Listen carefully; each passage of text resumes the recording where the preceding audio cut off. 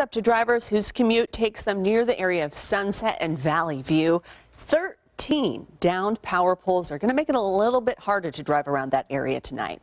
Thanks for joining us at 5. I'm Christiane Klein. And I'm Patrick Walker. NV Energy hard at work tonight on repairs and restoring electricity. Let's get right out to Darlene Melendez for a look at just what happened. Darlene.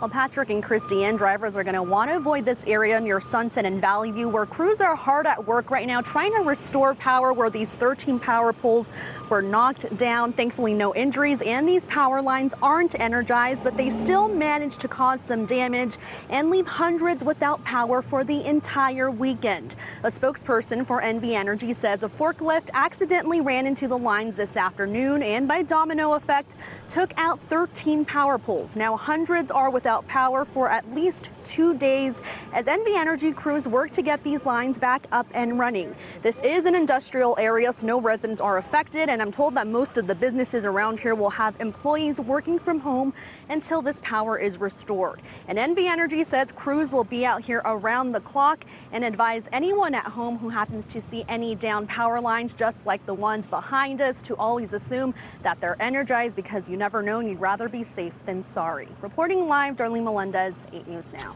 Thank you, Darlene.